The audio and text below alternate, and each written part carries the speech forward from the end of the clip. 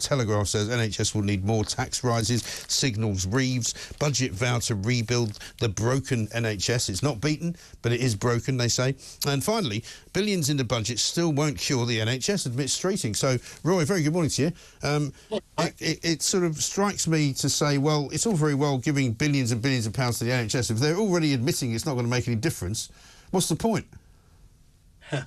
Well, I think what they're saying is there is more money going in. If you look, for example, the announcement that there is this morning, there's 1.57 billion going in capital expenditure to buy scanners and diagnostic equipment and to set up some of these surgical hubs.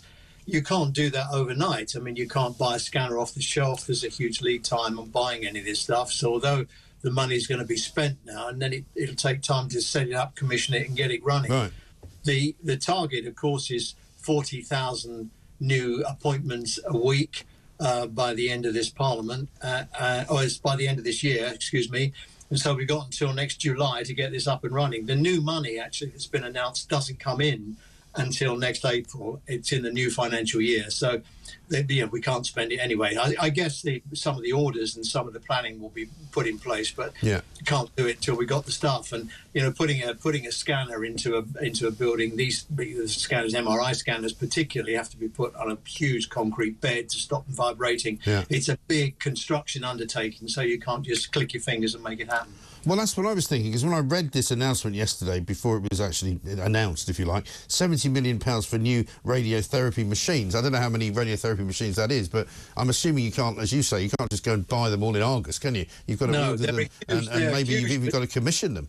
Yeah, well, there's on screen now. You can see roughly what they look like. The machines are huge, really great things. You lie in the middle, and they spin the radiotherapy around you, and it's targeted. It's fantastic treatment, leading edge. Costs the earth, of course, to get in and get it up and running. Baths, for example, have got 4 of them in London, but they're not widely available throughout the country. Right, and so is the idea to put them into every hospital then? I think it will be. I mean, or certainly the distribution has got to be on some kind of a regional basis. I don't think it's reasonable to expect one in every hospital, in the same way we probably wouldn't do cardiothoracic bypass surgery in every hospital. They are specialists and they need specialist staff. But listen, it's a step in the right direction. And, if it's new money for the NHS, I'll be in the front of the queue. Well, it is. But my problem with this is that you can't actually devise how it's all going to work, because you don't know how the NHS works. I mean, you probably know more than I do about how it works. But my sense is that, we've got all these different health authorities. We've got NHS England. We've got sort of procurement departments over here. We've got hospitals over there that might need something. They don't talk to each other. It's a bit of a mess, really, isn't it? The way that it's all done. I mean, you've got the local hospitals, and then on top of that, you've got the integrated care boards that are trying to bring local authorities and all the voluntary sector and what have you together for the commissioning of health in those areas.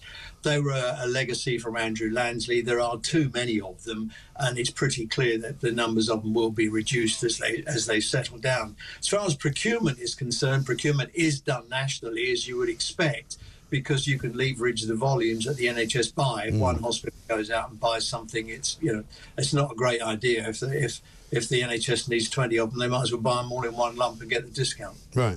But if they want to offer 40,000 more sort of appointments, if you like, per week, I mean, surely the first thing you would do is open up the appointments at the weekend, wouldn't you? Well, they are working at weekend. I mean, the NHS is running hot now at the moment. It's got a £4.8 billion overspend already this year. Most of that is attributable to overtime and the consumables. I mean, we forget, if you do... Well, hang on a minute. What, you mean the people that work in the NHS get paid overtime? They never tell us that when they go on strike. Oh, they get paid overtime like everybody else. Of course they do. I know that. But why don't they have to mention that when they're on strike? I don't know.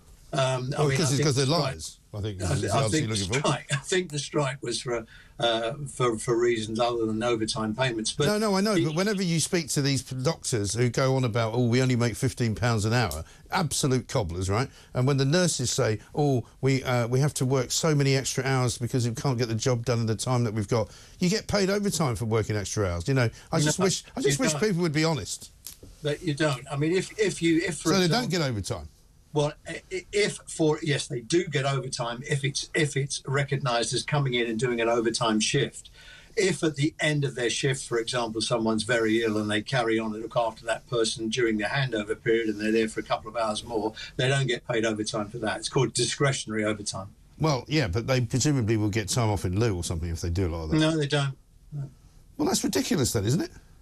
Well, you can't have it both ways, Mike. Well, I'm not asking for having it both ways. I'm just asking for somebody sensible to run the bloody organisation, but nobody seems to be very sensible. Well, you can't tell, can you, when you're going to get an influx of patients and when some are going to be very ill and need looking after. No, but you can tell when you've done 2 extra hours that you should be able to put in for overtime on. Yeah, I think actually police officers get time in lieu, don't they? Yeah, well, I think it works in most jobs that if you don't get extra money, you get recognition for having done something you weren't actually expected to do, and you get it made up in some way. I can't believe that the NHS doesn't do that somehow. No, you get often shifts will overrun and the nurses will do discretionary overtime. I've got a question here. I was speaking to a deputy sister at the weekend when visiting a friend in Kettering Hospital. New uniforms throughout the country so that every hospital has the same colour uniform for every position. How much is that costing and is it necessary, says Amanda in Northamptonshire? Well, up until now, individual hospitals were ordering their own work overalls.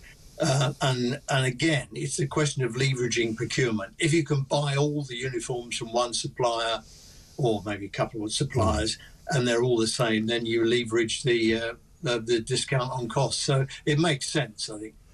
Well, it does, but it depends on how much it costs, I suppose, doesn't it? I mean, that's the problem. Again, the problem with the NHS and its cost to the taxpayer is that you know as well as I do, there's an awful lot of waste. I mean, I've spoken to people that worked in hospitals pretty much all my life. I know plenty of people who work as nurses, and they say, you know, in every hospital there's a cupboard, and when you open the cupboard, there's a load of stuff in there that somebody ordered that nobody uses. Oh, that's the famous story of sisters' drawers. A bit early for that sort of talk.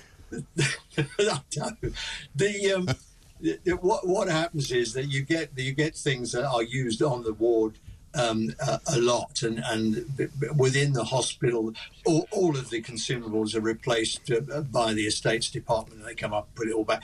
Some of the nurses, in fact, most of the sisters, will have a small cache of stuff that they will stick in the drawer so that they don't actually run out if there's an overlap or there's a run on something. I tell you, I know about that because in my much vaunted career in the NHS, I was once the chairman of the National Standing Committee on Supplies and Purchasing. Right. We did an audit on some of these things, and I think we had more money tied up in sisters' drawers than we actually had in the warehouse. I think so. I think it's more like sisters' rooms, by the way, but there we are. Listen, Rory, good to talk to you. Thanks very much indeed. Roy Lilley, former NHS Trust Chairman. The NHS is completely out of control, in my view, and if you work in it, you will know, because you tell me these stories all the time. So I'd love to hear from more of you. Any dealings you've had with them recently, anything that you can tell us that will give us a clue as to how they're going to spend this money and whether they can actually ever fix the problems inside the NHS, because I'm not sure they ever can.